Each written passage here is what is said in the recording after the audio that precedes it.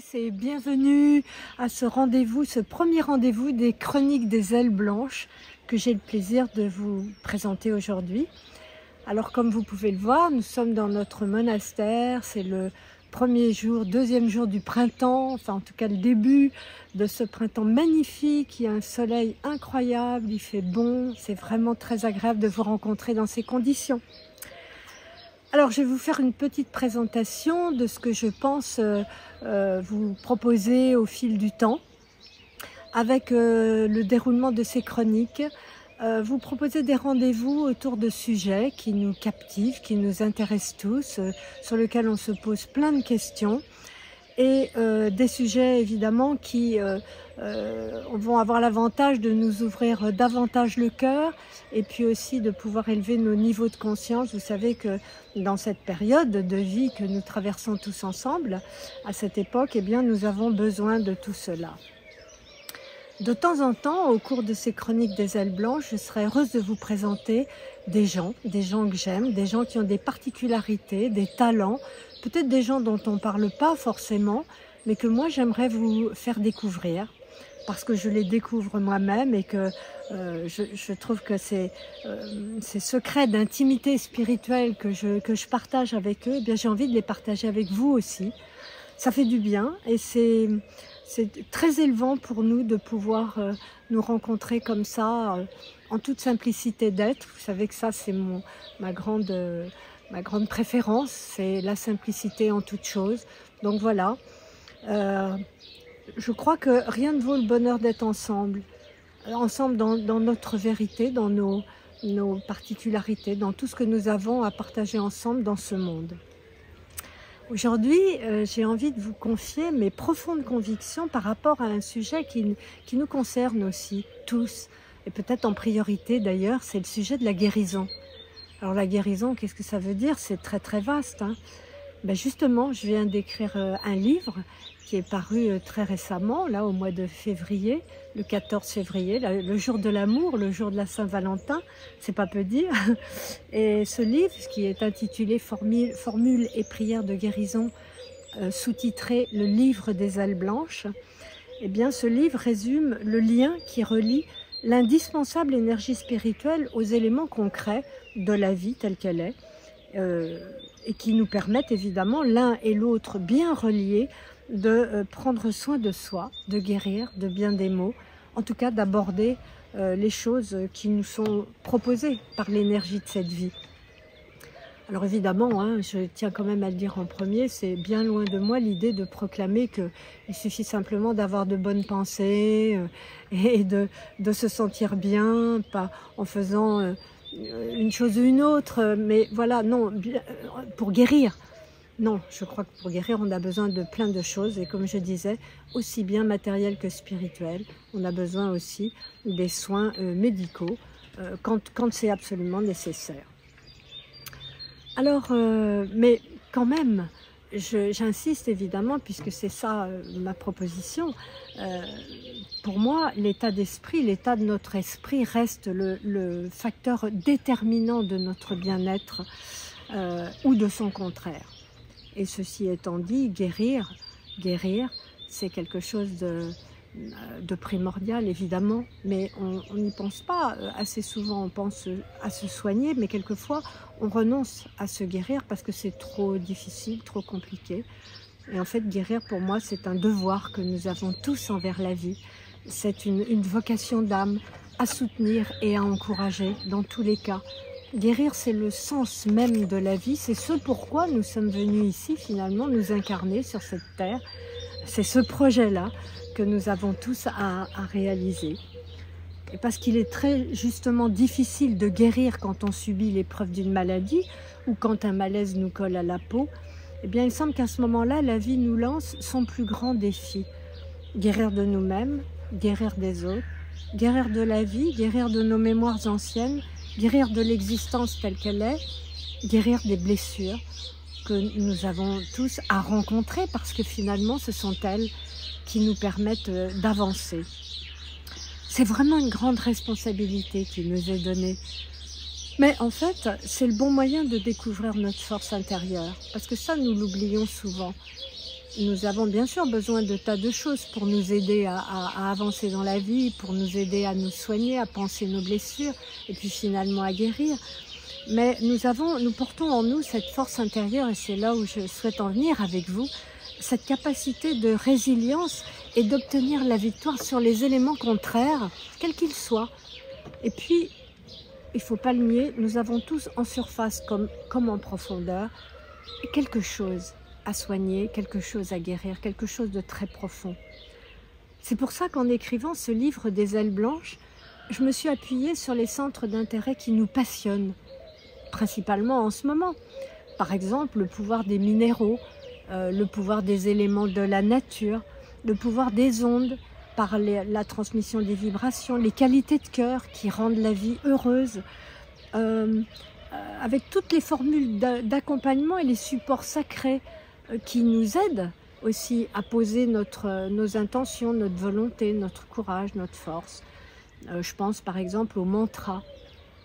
Et vous savez bien, vous appréciez beaucoup les mantras parce que je le sais bien, puisque avec Lilou, nous avons collaboré, enfin Lilou a eu cette proposition de faire un coffret de mantras, et puis j'ai travaillé un peu avec elle pour pouvoir soutenir ce projet, et ça vous a tellement plu, ça vous plaît toujours tellement. Donc voilà, donc c'est vrai que les formules et les moyens sont nécessaires pour justement nous aider à rencontrer en nous cette force vitale dont je vous parle et qui est si importante. Et puis il y a quelque chose qui est là toujours près de nous et dont nous parlons souvent, que nous évoquons parfois, ce sont les anges et les archanges. Alors évidemment, nous ne nous adressons pas à des êtres humains ou des êtres même supra-humains, mais à des consciences supérieures, plus, les anges et les archanges. Ils n'ont d'autre forme que leur jaillissement de lumière sacrée. Ils sont des vibrations hautement élevées, parfaitement pures. C'est pour ça que nous leur portons tant d'attention, si pures, si imprégnées d'amour total, que leur mission auprès de nous les êtres humains, eh bien, leur mission, c'est de nous aider à nous délivrer des lourdeurs, des pesanteurs, des entraves, des chaînes aussi, qui nous empêchent d'accéder au bonheur, que pourtant nous souhaitons tous si intensément. Ces anges, ces archanges, qui sont donc des consciences supérieures de bien, répondent toujours à nos appels.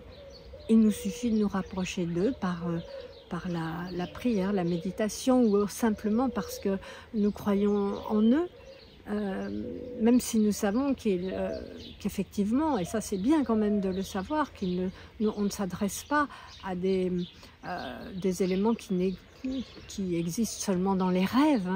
Ils existent vraiment, mais pas comme nous les voyons. Pourtant, nous les voyons avec leurs grandes ailes blanches, et c'est toujours merveilleux parce que là, nous faisons appel à notre cœur d'enfant, notre mémoire d'enfant, cet enfant intérieur qui est toujours à l'intérieur de nous, justement, à l'intérieur de notre cœur, et qui a cette ingénuité, cette pureté d'être qui permet de se rapprocher de ces anges et de ces archanges. Alors ces anges-là, eh bien, quand on se rapproche d'eux, ils nous guident et ils nous permettent aussi de bénéficier de leur fluide guérisseur. C'est là où je voulais en venir.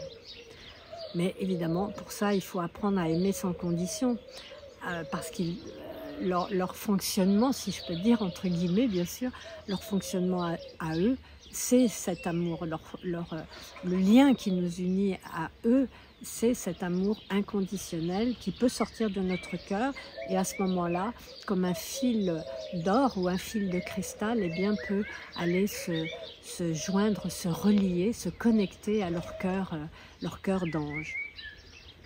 Donc, aimer sans condition, qu'est-ce que ça veut dire? Ben, ça inclut aussi, vous savez bien, quelque chose qu'on a tant de mal à donner, c'est le pardon. Le pardon sans garder un seul soupçon de rancœur, bien évidemment.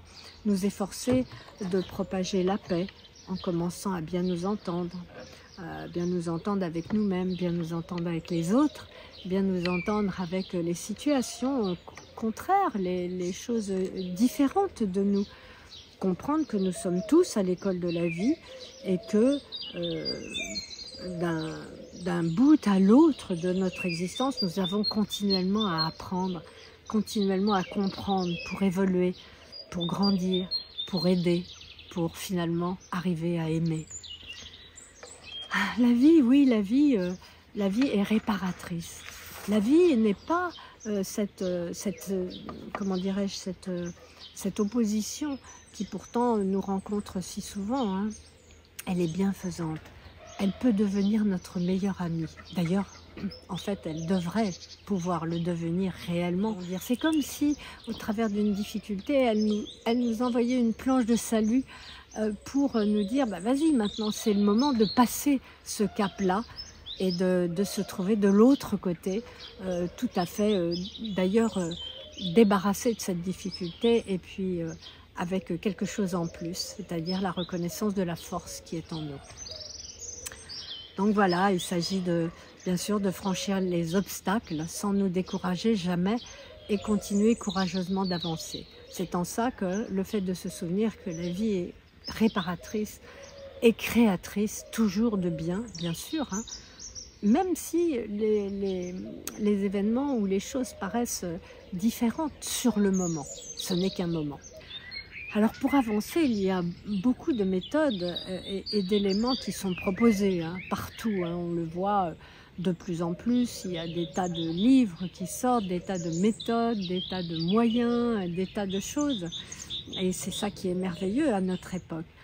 Et dans mon propre livre, Formules et prières de guérison, eh bien, je parle des pierres et des cristaux dont l'énergie est si puissante qu'elle a la capacité de soutenir notre démarche d'évolution. Et puis aussi la nature qui porte en elle des éléments de réponse à nos besoins les plus essentiels, toujours.